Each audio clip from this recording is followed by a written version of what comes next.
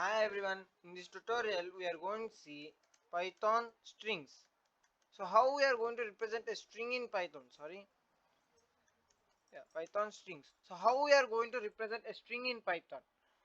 We can represent a string in single quotes, double quotes, or we can also represent in triple quotes.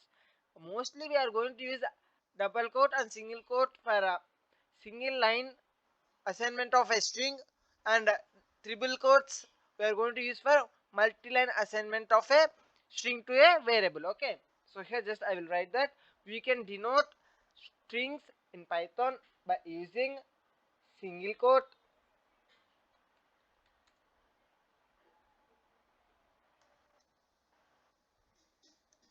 single quotation, or double quotation, or three quotation marks. So mostly we are going to work with single and double. Uh, Very rare we are going to use triple quotation marks. But we will take a look into each and every quotation. See here, if I say hello, so it's going to be same as same. Sorry, same as hello. So here both are the strings. Whether I had given in single quote or I had given in double quote, it's going to be same here. Okay. Now just I will assign to a variable here. See, x is equal to, I will say hello world. Hello, hello world. So inside double quotes I can give anything. Okay, it's going to be considered as a string. Okay, so I will just print x. Okay, just I will print the variable here. See here it's saying hello world. Now we'll check whether it's a string or not. How we are going to check? We are going to use type function here, right?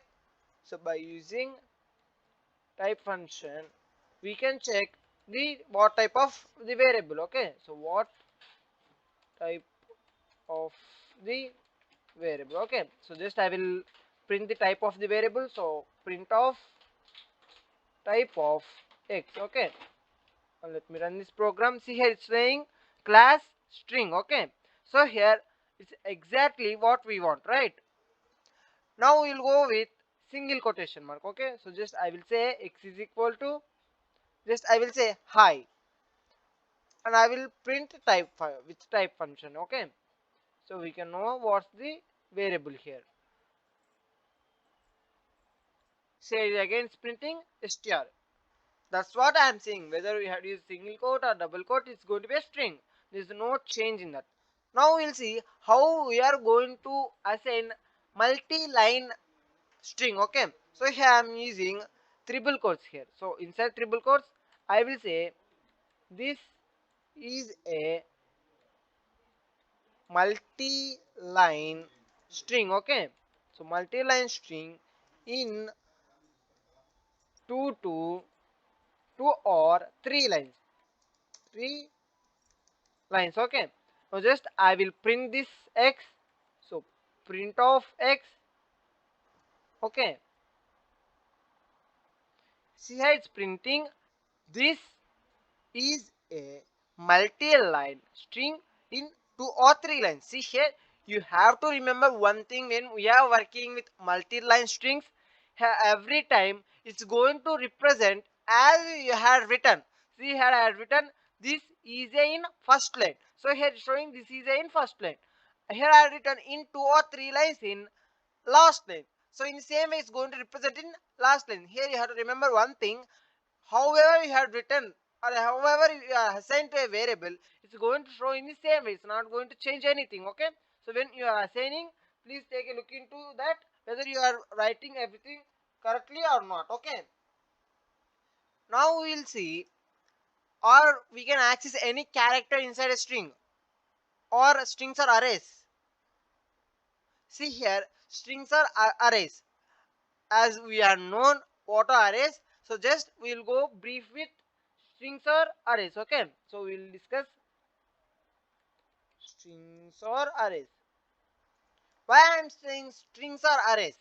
See here, each and every character inside the word or inside the string is going to be in a sequential manner, and is always going to start from 0. If I want to access a character inside a string, I can access by using square brackets. Okay, so here by using the square brackets I can access the elements or characters or values inside my string. Okay, now just I want to get the first character of this string. Okay, so I will say print of, how I am going to say print of, I have to give the variable name, right?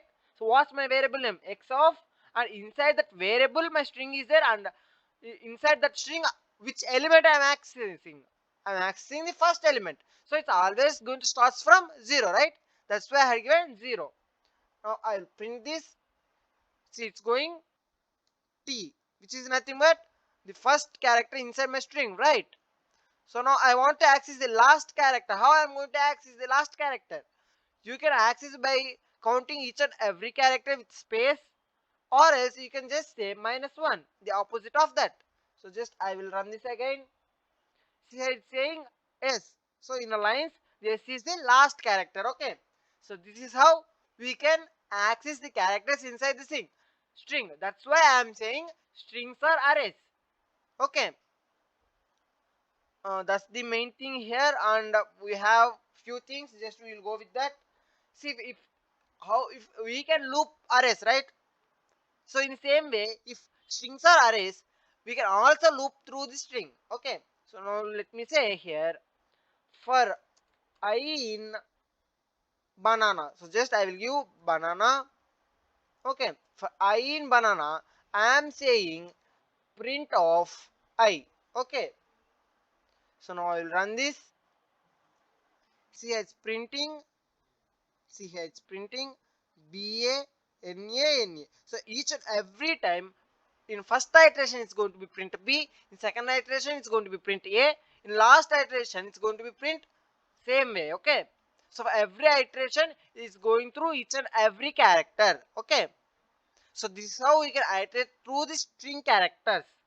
Okay, now if I want to get the length of the string, how I am going to do that? So just I will kept here looping through the string. Okay, so this is what we had seen. See, if I want to give instead of banana, just I can give x. Okay, but it's going to be long string, right? So just I will give here x is equal to banana. Okay, banana, and again I will run this. See, it's printing again the same way. Okay, you can give the variable also instead of giving the string itself. Okay, if I want to get the length of the string, here in Python we have length function. Okay, so by using this length function we can get the length of the string, sorry, length of the string. Why do we need length of the string? Because if we want to get a specific word or specific character, we need to know the length, right? So then only we can access the first characters or last characters or the middle characters. If I want to create a email from the specific words, I need to know what's the length, right? Okay, so in that way we can use rs. If I want to loop through this string, I need to know the length, right? If I want to add anything, I need to know the length, right?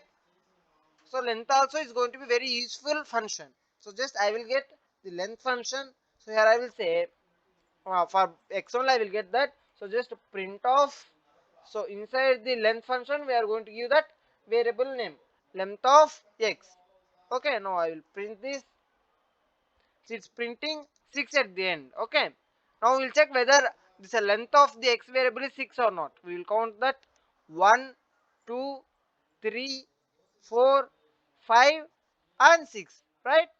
See, the length of the string is 6, so it's printing the same, right? So in this way we can get the length of the string. Okay, now we'll see how to check the string, or if we want to see any phrase or any character whether it is present inside the string or not, in that specific string or not, we can use by using we can see by using in keyword. Okay, so check string.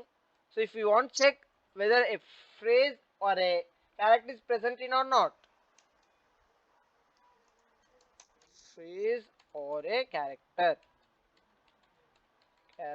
sorry character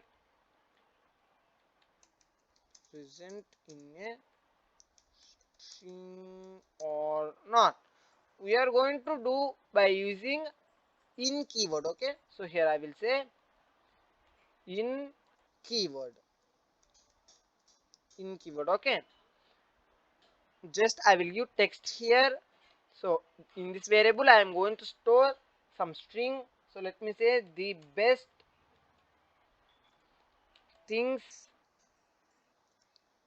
in life or free. Okay, just let me say this is a string. So I want to see whether free is inside the string or not. So just I will print free. So this is my string, right? Yeah, if we are finding or if we are working with strings, we have to give in double quotes. So free in text, right? So that is my variable here, right? So let me run this. See here it's printing true. Okay, which is nothing but what we had seen. If it is present in that inside the string, it's going to be say true. If not, it's going to be say false. Let me say instead of free, I will say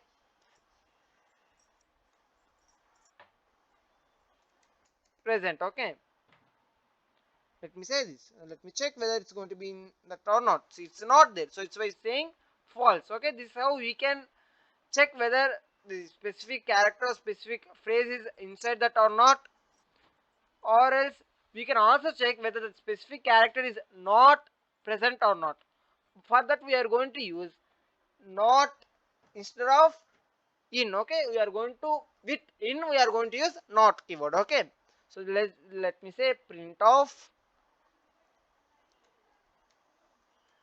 present not in text.